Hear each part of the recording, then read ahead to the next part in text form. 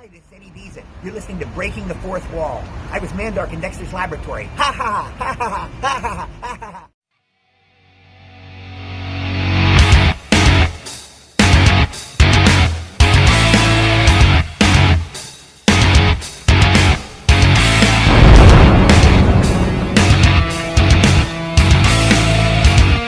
You are listening to Breaking the Fourth Wall on Realm of the Mist Entertainment.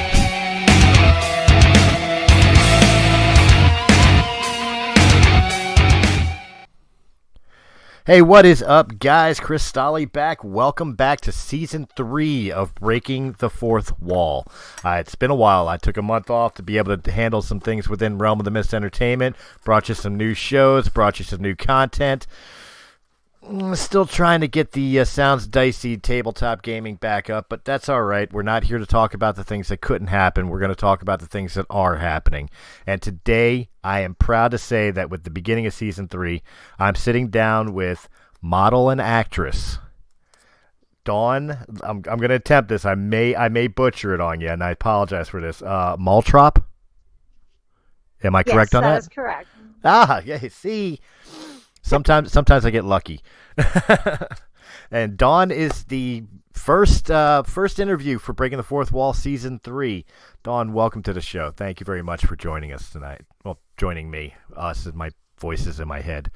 Of course, I'm going to start with the very simple question. It's something I'm sure you've answered numerous times. What got you into modeling? Oh, gosh. I started out when I was younger, and I absolutely loved it. I took some time off and kind of did the home life for a little while and decided that it was time to... So I started modeling again and doing a lot of runways and hair tutorials, and just I love meeting new people and going new places and learning about new cultures, and just I'm fascinated with people's stories. You know, I love all of it. It's very intriguing. People are awesome. Well, the first thing I got to ask that caught my attention, because there's a couple things in that caught me. Number one, you say you do like hair tutorials. Does that mean you have like a Facebook account, or not a Facebook? Excuse me, YouTube account, or something where you're doing the hair tutorials? Like how do people find the hair tutorial? Well, I actually work for different companies where I go down to New York City, and then I go to hair tutorials where they actually do my hair, and it's a runway show sometimes. So they'll do my hair for a runway show, or I'll do a runway show while they're working on models' hairs. So it's kind of varies. So usually I just go down and they do my hair and they explain it to other people's students that are learning, or so it's a fun thing. Okay.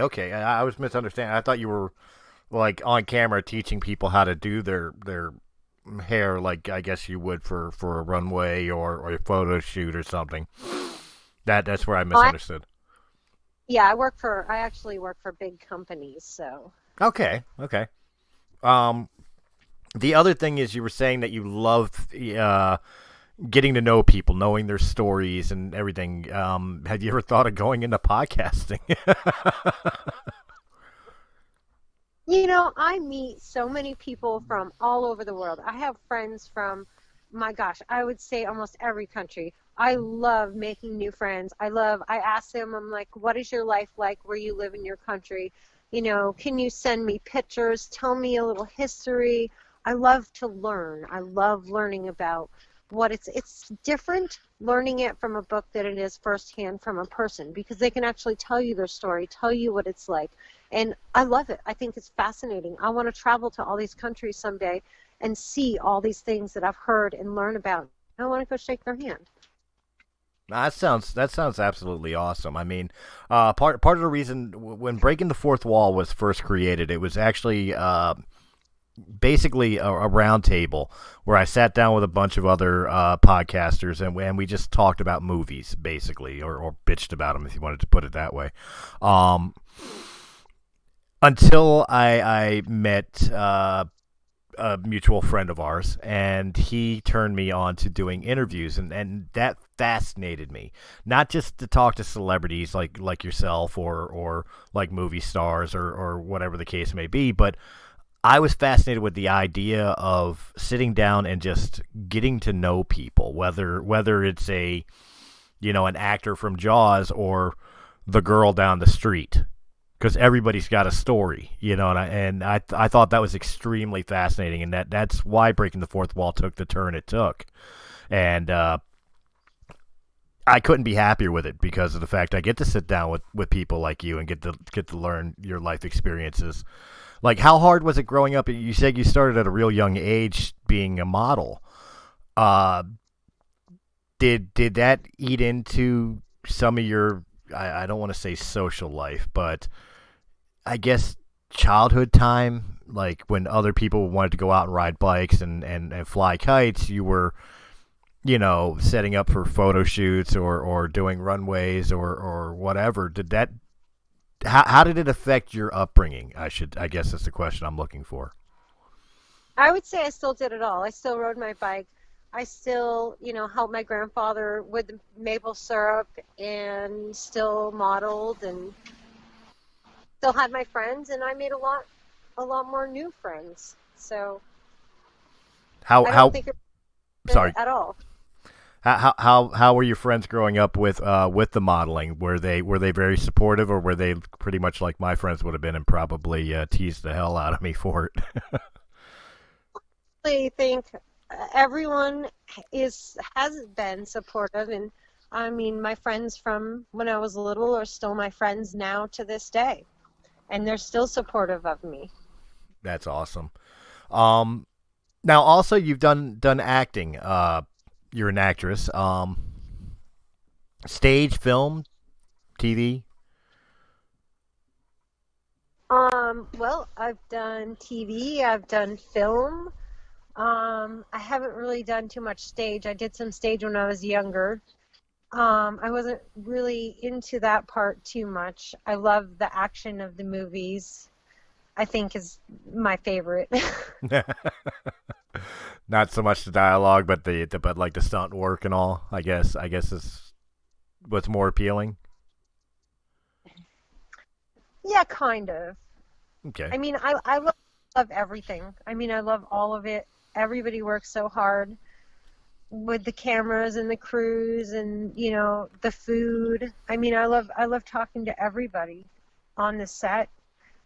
So, and I think I try and treat everybody equally, no matter if they're a movie star or if they're background or if they're food help.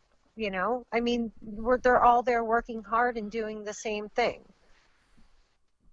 That is cool. Actually, one of the interviews I got to do was a guy who was a carpenter for film, and his father actually was the guy who painted the shark in Jaws.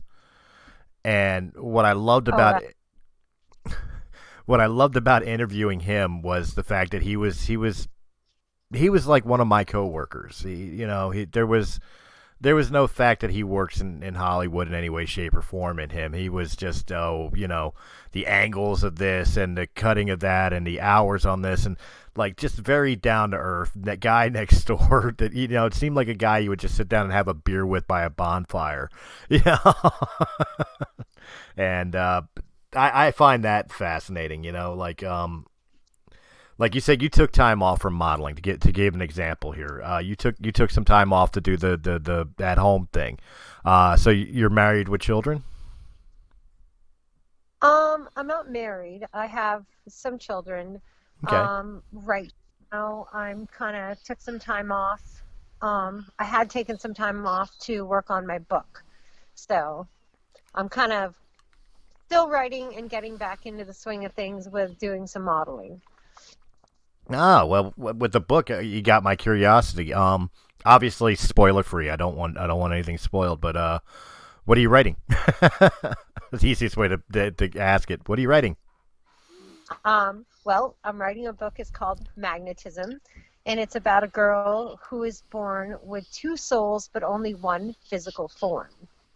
When she turns 13, her soul emerges with her body, and they get this immense magnetism that draws power out of any electronics around, and then she has to figure out how to harness and use the power that she has from the electronics. Oh, wow. So I know you said it's two separate souls, but it's almost like, geek in me here, almost like a mutant power in a sense. Kind of. Yes. Ah, that's neat. Now, you've always been into fantasy and science fiction style stories? Yeah, I've written off and on. I like writing. I love writing. I write all sorts of things. I write songs. I write poems. I've written stories. But this book is a big thing that I've been working on for a little while, and I'm really enjoying it. And I think I type faster than my brain can think because the words come so fast and so easy. Oh, wow. I have the exact opposite problem because I'm a songwriter and poet too, and I've actually attempted to write a book, and you know what? I fail every time I try with the book because my mind always wants to get to the end of the story while my fingers are still trying to figure out how to type chapter 1. Yeah. So it's a process. I wholeheartedly bow down to authors who do this for a living.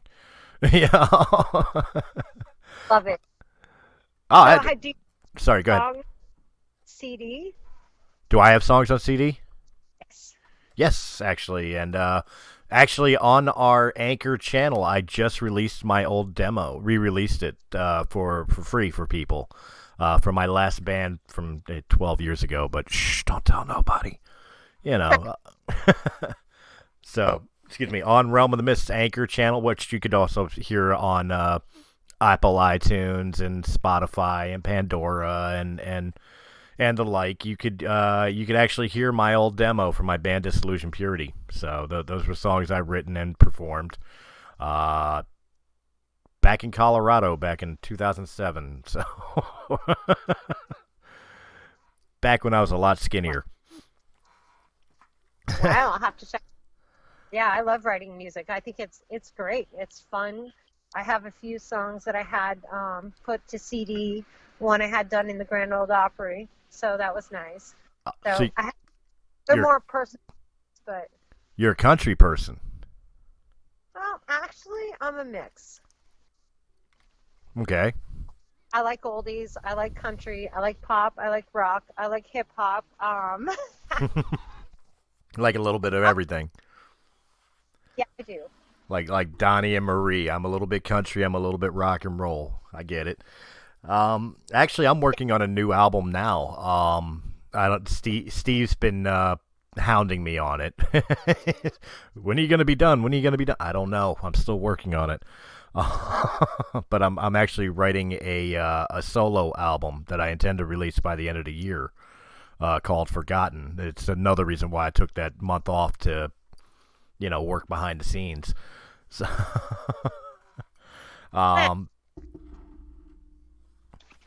it's a different format from what I've normally done because of the fact that it's all me now. I'm not working with a band. I'm doing everything myself. So, long process.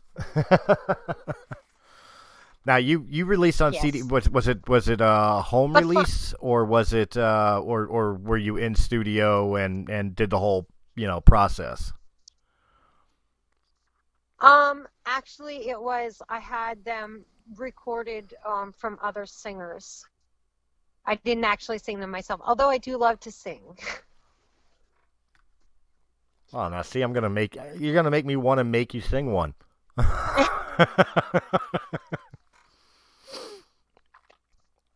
So you're a singer, you're a writer, published musician, actress, and a model.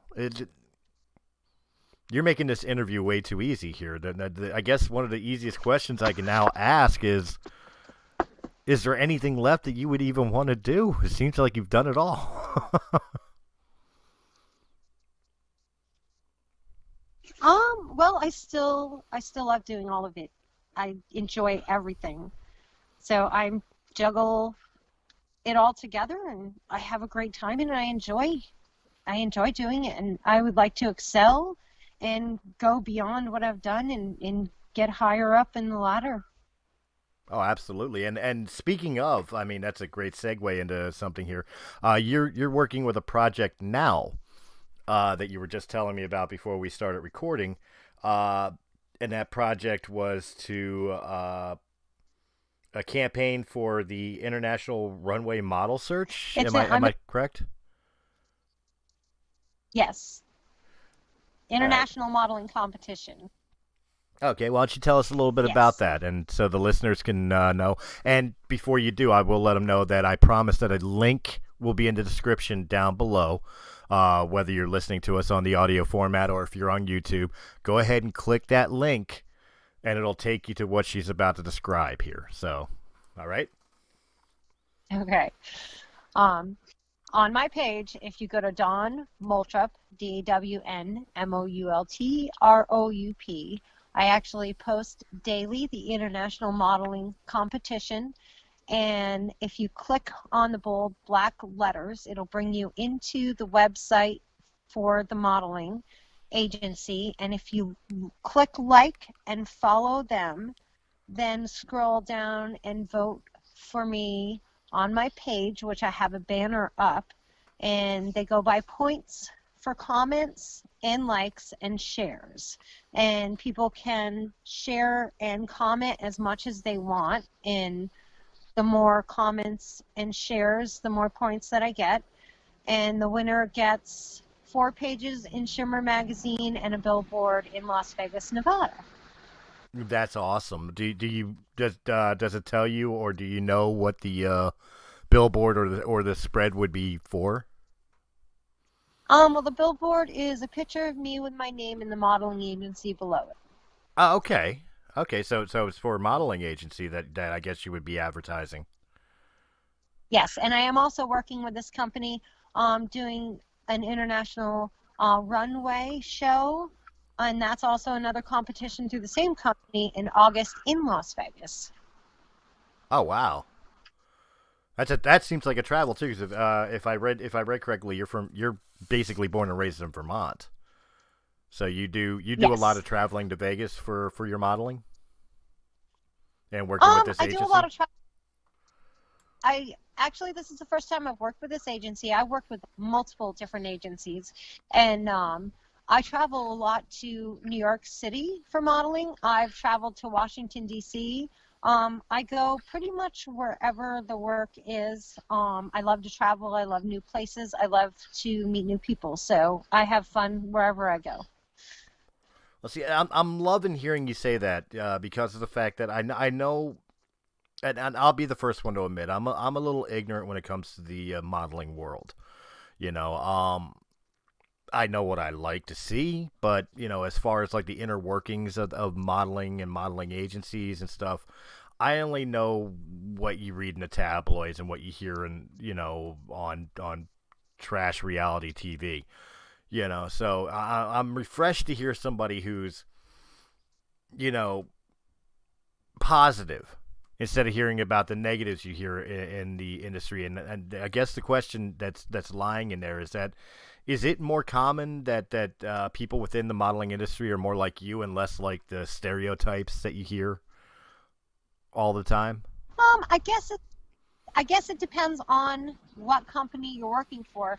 I mean, I would probably say 60% of the companies that I find out there want extremely skinny models that are in like their 20s. No older looking than 30. So, I mean, it's really hard. Those companies are really hard because it's a stereotype. It's like it's not the companies that I like to work for or the ones that go for people of all ages, all sizes, all shapes. I've noticed those modeling companies are more down to earth. They're more caring about the person. They go for more personality for win than for are you skinny enough or cute enough or young enough. I mean, the world we live in today, I mean, come on. That's crazy. Well, again, this may be my ignorance talking, but it does seem like that a lot of the modeling, at least in advertising, seems to be going in the direction you're talking about, where they are being more open to, for lack of a better term here, reality models, That's uh, as opposed to the Cindy Crawfords and the Donnie Wahlbergs. In their underwear, you're getting people like, you don't know what I look like, but people like me, who are as average as can be, and trying to appeal to the fact that it doesn't matter, like you said, your size, your race, your creed, your sexuality. Everybody's beautiful in some way themselves, and maybe I'm wrong, but it seems like the modeling industry has been starting to head towards that ideal. It has. It has a lot. I mean, like I said, I like to work with companies that are more down to earth like that and more caring about the person, because those are the companies I like to work for. I have done a lot of runway work for a set in New York City, and they're fantastic. I mean, their runway is all charity based, and their money goes to helping end child trafficking and helping the homeless. So they take their proceeds and they give it to a good cause. So I love doing charity work for them. They're fantastic. That is exceptional. That's something I love hearing. When I was younger and in a lot better shape, I was a independent professional wrestler, and some of the greatest shows I ever did, and shows that I loved working the most for, were the charity shows. So I love hearing that other people who were in positions of entertainment, I guess would be the term I'm looking for here, use that in a way to help others. That's an awesome thing to me. I've always personally looked at, like, all the things I'm doing, even this right now with the podcasting. I always looked at it as, like, whatever higher power you believe in, insert deity here, gave me a gift, and it would be selfish of me to not use that gift to try to help others in some way. I agree. I think we all should help others in any way that we possibly can all our lives. I mean, what goes around comes around. You're absolutely right, and that's. You know what? I'm a fan. I'm gonna go right after we're done recording here, and I am going to be casting my vote. And I promise I'll follow the instructions. Well, thank you very much. That I am absolutely going to make sure that you win this, because I want to see you up on the billboard, and I want to see you in the spread for. You said Glimmer magazine, was it? Shimmer magazine. Shimmer. I don't know why I said Glimmer. Shimmer magazine. So I don't even read that magazine, but I'll go pick it up. You just tell me you're on it. But well, all of the contestants are they're gonna take a picture of all 50 contestants when we're in Las Vegas, and we're all gonna be in as a group photo in the magazine regardless. So, I mean, I'm having a great time with the competition. It's really fun. I get to talk to a lot of people that post on it, and I really enjoy it. And it's not about the win. It's about the fun and the excitement and the meeting the people and talking to the people. I mean, yeah, it'd be fun to win, but if I don't win, I'm not going to be brokenhearted over it either. It's the experience, and it's the meeting the people that I enjoy the most. See, that's what it's all about. But it does lead into the next question I was going to ask, though. Because you do mention that you do a lot of competitions and just, runways in general. What were some of your favorites? I mean, I got to imagine, like, you get picked up for many different, and again, I'm going to be showing my ignorance to the modeling community, I'm sure. But, like, some runways would be about, like, showing off evening gowns, or some runways would be showing off, like, the newest line of winter wear, and then of course you have the other ones that would be a little, I don't want to use the word scandalous, but a little bit more revealing, like the Victoria's Secrets. I assume as a model you kind of just take them all and do them all. But like, which for you have always been like the most fun to do? My favorite one that touches my heart the most that I keep doing repeatedly is a set in New York City because it's for charity. Okay. Again, it's, I think that's my favorite one because it's for the best cause. So, Okay. No, I get that. I guess maybe I worded it wrong. What I was meaning is like I got to imagine being a model, yeah. and yes, it's a business, and yes, it's a career, and of course it's a profession, and you conduct yourself accordingly. But there's got to be a small part of you that like you get to play with clothes and for lack of a better term here, you get to play dress up. How fun is that? Um, well, kind of funny, but I don't know. I'm kind of a tomboy. I guess I was looking for that. I was like, either she's gonna tell me that it kind of awakens the little girl in me, or it's like, I'd rather get dirty in the mud. I love walking the runway. I mean, it feels nice. It's good, but um, boy, I love going hiking in the wintertime in New Hampshire in the woods. I mean, I like being outdoors. I love doing outdoor stuff. I love going on the runway. It feels good to dress up, but it's so nice to be like down dressed too. Oh, absolutely. Yeah. that, not that it's a exciting or spectacular career in its own right, but my day job, I'm a fence installer. So I spend all day in jeans, boots, and work shirts. The first thing I do when I get home is I get into lounge pants and like some sort of t-shirt and slippers. You know what I mean? You want that downtime, out of the monkey suit, as it were. Um, I love the billboards when they do them behind you when you come up on stage and you present the walk, the clothes with the billboards that flash behind you with all the pictures of the models. I mean, I think that's really cool. that's awesome. Well, I was gonna ask if you ever been like walking down a street and been recognized. Like Uh, you're at a grocery store shopping and somebody's looking at a magazine and you happen to be one of the pictures in the magazine. They just kind of double take, like, is this you? Type deal.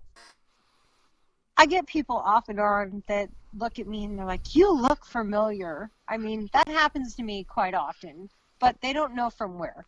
I live in Vermont. Right. There's a lot of wood.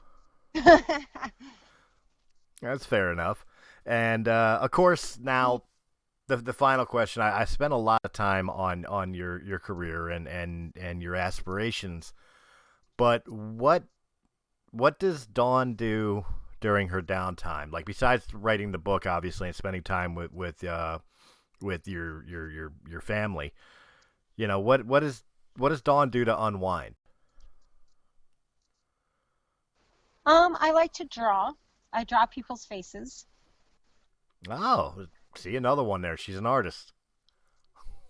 and I like to paint. Um,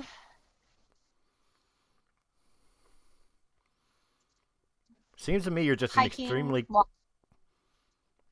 Seems to me like you're just an Yeah. extremely creative person.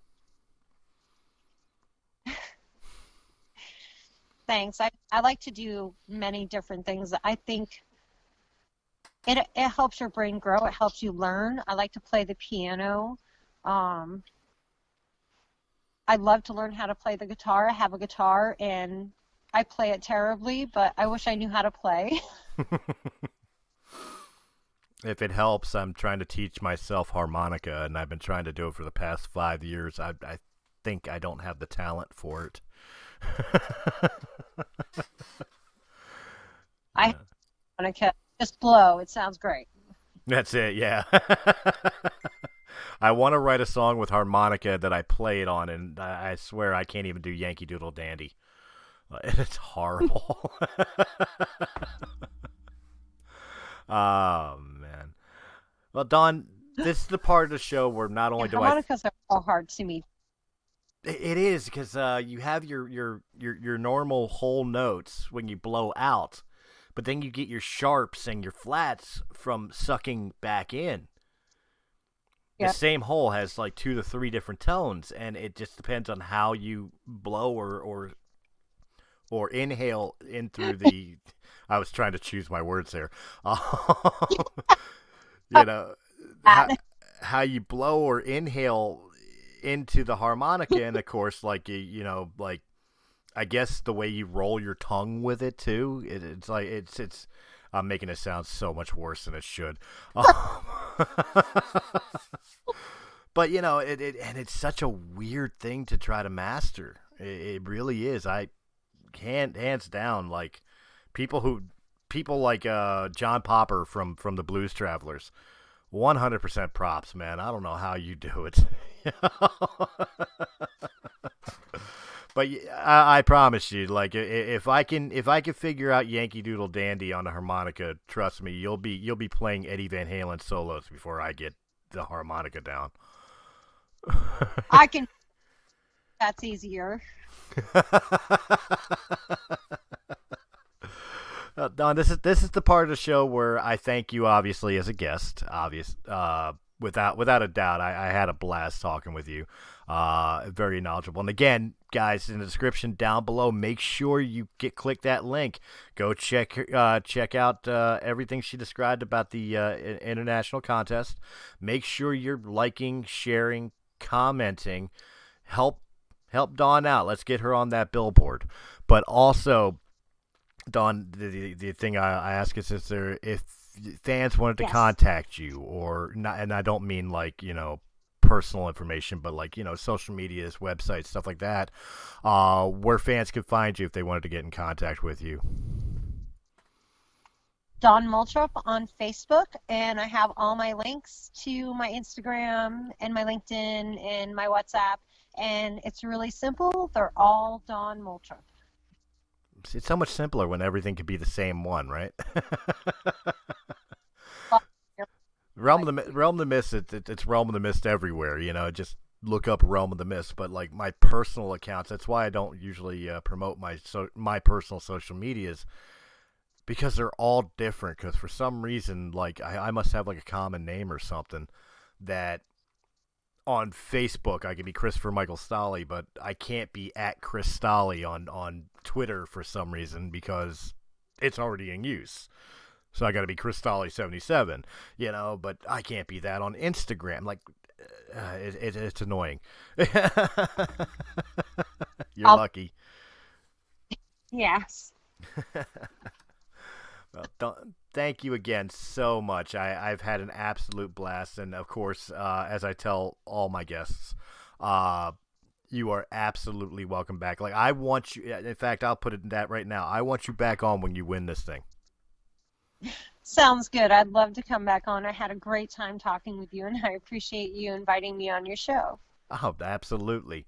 And of course, I will let you know when the audio and video is uploaded. Since I do have you as a friend on Facebook, I'll be able to send you the links. So that way you can send them to all your friends and family and say, hey, I was on this little podcast that nobody knows about. No. No, guys, thank you very much. I'm sorry, what was that? Feel free to message me anytime. Oh, absolutely. And guys, just real quick, thank you very much for hanging out with us. I hope you enjoyed this episode. If you did in any capacity, hit that thumbs up button. Like, share, comment, subscribe. Check out all the other great podcasts of Realm of the Mist Entertainment. And jump over to our sister channel, Sounds Dicey Gaming, for all your tabletop role-playing and video game Let's Play needs. And, of course, if you prefer the podcast in audio-only format, you can find us on Anchor.fm, Apple iTunes, Spotify, Pandora, or wherever quality podcasts can be heard. Just look for Realm of the Mist Entertainment. Guys, thank you again. Dawn, thank you so much. And I will catch you on the next Breaking the Fourth Wall.